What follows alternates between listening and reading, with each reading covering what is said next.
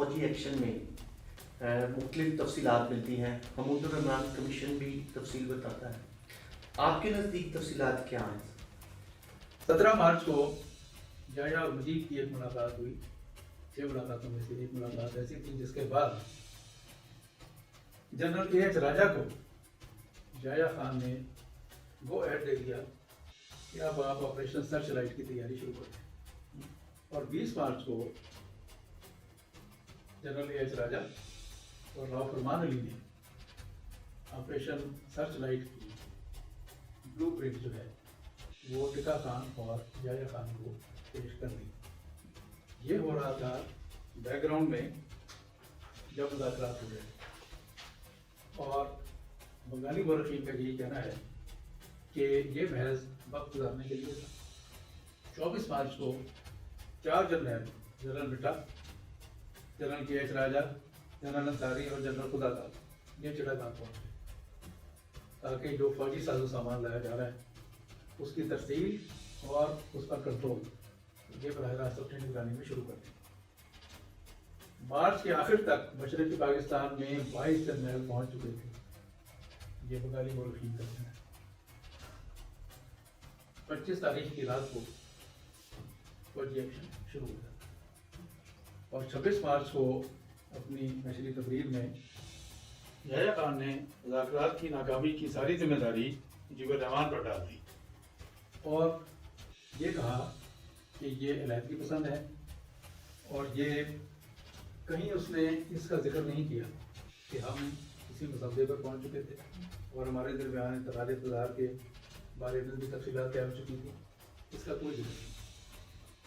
ایک الزام لگا کے اس نے فوجی ایکشن کو جسٹیفائی کرنے کی تدبیر 26 مارچ کو یحییٰ خان نے کر دی، اور مجیب الرحمان کو گرفتار کر کے مغربی پاکستان بھیج دیا گیا، جو کہ ایک اور بنگالی کرنل تھے اور ان دنوں ہسپتال میں ایڈمٹ تھے کسی وجہ سے، انہیں بھی مار دیا گیا، اور بتایا جاتا ہے کہ پاکستانی فوجیوں نے کارروائی کی۔ ان کے جونیئر تھے میجر ضیاء الرحمان، یہ وہی ضیاء الرحمان ہے جو بعد میں مشرقی پاکستان کے کمانڈر چیف بھی بنے اور بعد میں انہوں نے مارشل لا بھی لگایا اس وقت۔ تو میجر ضیاء الرحمان نے 25 مارچ کو جب فوجی ایکشن شروع ہوا تو بغاوت کا اعلان کر دیا، اور بنگالی فوجی افسر جو کیپٹن کے رینک پہ تھے، میجر کے رینک پہ تھے، جوان تھے، یہ سب الگ ہو کے، کیونکہ ان کو ڈسارم کر دیا گیا تھا، یہ شامل ہو گئے پھر اس فوج کے ساتھ جس کو بعد میں مفتی بانی کا نام دیا گیا۔ فوجی ایکشن کا بہت پہلا ڈھاکہ یونیورسٹی کو طلبا کو نشانہ بنانے کا تھا،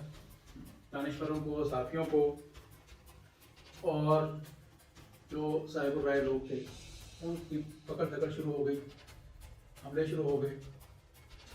اور ایک اطلاع یہ ہے کہ جو کہ بی بی سی کے مارک ڈلی نے بھی دی کہ 25 مارچ کی رات کے ایک ایکشن میں ہی کوئی 7,000 بنگالیوں کو مار ڈالا گیا تھا۔ ان حالات میں مولانا بھاشانی بھی سرحد عبور کر کے بھارت کی طرف نکل گئے، وہاں کو گرفتار کر لیا گیا۔ تاج الدین اور دوسرے عوامی لیگی رہنما بھی روپوش ہو گئے اور سرحد عبور کر کے بھارت کی طرف نکل گئے۔ تاج الدین نے کلکتہ میں پہنچ کے ضلع وطن حکومت کا اعلان کر دیا، اور پھر دہلی میں جا کے بھارت کے حکام سے ملاقات کی۔ شروع میں یہ مفتی بانی بہت کمزور تھی اور پاکستانی فوج کا بلہ بھاری تھا۔ اپریل کے اواخر تک اس فوجی ایکشن کے نتیجے میں شہروں پر فوج کا کنٹرول تقریباً ہو گیا تھا، اور اس میں غیر بنگالی یعنی جنہیں بہاری کہا جاتا ہے انہیں بھی اسلحے سے لیس کر دیا گیا تھا، جس میں زیادہ تر بہاری اور جو کہ جماعت اسلامی کے ساتھ وابستہ تھے ان کی رضاکاروں کی تنظیمیں بنا دی گئیں، الشمس اور البدر۔ انہوں نے بھی فوج کے ساتھ مل کے بنگالی آبادیوں پر حملے اور فوج کے لیے مختلف کے کام ہوئے ہوگی۔ بستیاں جلائی جا رہی تھیں، پاکستانی فوجیوں کو کہا گیا تھا کہ یہ لوگ ہندوؤں کے ساتھی ہیں اور ان کو مسلمان نہ سمجھا جائے، ان کے ساتھ جو بھی زیادتی یا ظلم کیا جائے گا وہ جائز ہوگا۔ اس دوران بنگالی عورتوں کی عصمتیں لوٹی جانے کی خبریں بھی آئیں، اور جواب میں مفتی بانی والوں نے بھی چٹاگان کے کنٹونمنٹ میں داخل ہو کے پاکستانی فوجیوں کی فیملیز کے ساتھ بھی وہی کچھ کیا جو بنگالی نوجوان مفتی بانی والوں کے ساتھ پاکستانی فوج کر رہی تھی۔ یہ حالات تھے جب قتل عام مسلسل جاری تھا. اس کی تفصیلات آپ نے کہا محمود الرحمان کمیشن رپورٹ میں کیا ہے. محمود الرحمان کمیشن کے مطابق تو 26,000 افراد مارے گئے, لیکن بنگالی جو ذرائع ہیں ان کے مطابق یہ تعداد لاکھوں میں. بات یہ ہے کہ اس طرح کے موقع پہ تعداد میں نہیں ہو جاتی.